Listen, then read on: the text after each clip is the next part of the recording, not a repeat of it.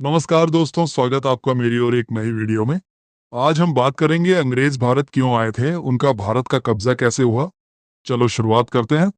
अंग्रेज भारत पर कैसे राज करने लगे और उन्होंने क्या क्या अत्याचार किए। अंग्रेज शुरुआत में भारत पर राज करने नहीं आए थे, वे सिर्फ व्यापार करने आए थे। 1600 में ईस्ट इंडिया कंपनी नाम की कंपनी भारत आई।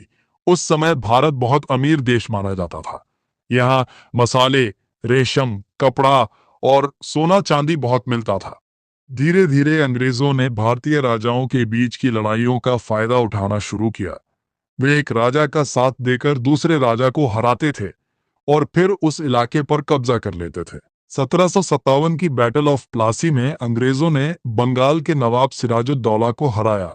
यहीं से भारत में अंग्रेजी शासन की असली शुरुआत हुई।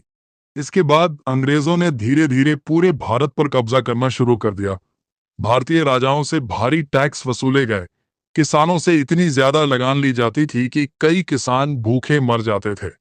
अगर कोई टैक्स नहीं दे पाता था तो उसकी जमीन छीन ली जाती थी। अंग्रेज भारतीयों के साथ भेदभाव करते थे। भारतीयों को छोटी नजर से देखा जाता था, जबकि अंग्रेज खुद को श्रेष्ठ मानते थे।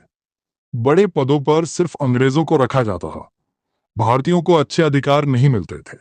भारत का पैसा लगातार इंग्लैंड भेजा जाता था। भारतीय उद्योग और हस्तकला को जानबूझकर कमजोर किया गया ताकि लोग अंग्रेजी सामान खरीदें। खासकर भारतीय कपड़ा उद्योग को बहुत नुकसान पहुंचाया गया। लाखों बुनकर बेरोजगार हो गए।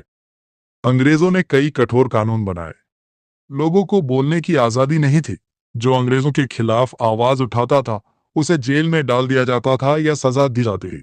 1857 में भारतीय सैनिकों और जनता ने अंग्रेजों के खिलाफ बड़ा विद्रोह किया, जिसे इंडियन रिबेलियन ऑफ 1857 कहा जाता है। इसमें मंगल पांडे, रानी लक्ष्मीबाई और बहादुर शाह जफर जैसे वीरों ने हिस्सा लिया। हालांकि अंग्रेजों ने इस विद्रोह को दबा दिया, लेकिन इससे आजादी की चिंगारी पूरे देश में फैल गई। अंग्रेजों के समय कई भयानक अकाल भी पड़े।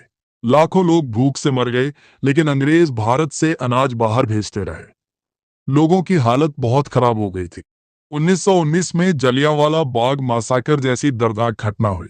अमृतसर के जलियांवाला बाग में हजारों लोग शांतिपूर्ण सभा कर रहे थे। तभी अंग्रेज अधिकारी रेजिनाल्ड डायर ने बिना चेतावनी गोली चलवा दी। सैकड़ों लोग मारे गए और पूरा देश गुस्से से भर गया। इसके बाद आजादी की लड़ाई और तेज हो गई। महात्मा गांधी ने सत्य और अहिंसा का रास्ता अपनाया। वहीं भगत सिंह, चंद्रशेखर आजाद और सुभाष चंद्र बोस जैसे क्रांतिकारियों ने भी अंग्रेजों के खिलाफ संघर्ष किया। दूसरे विश्व युद्ध के बाद अंग्रेज बहुत कमजोर हो गए थे। भारत में लगातार आंदोलन बढ़ रहे थे।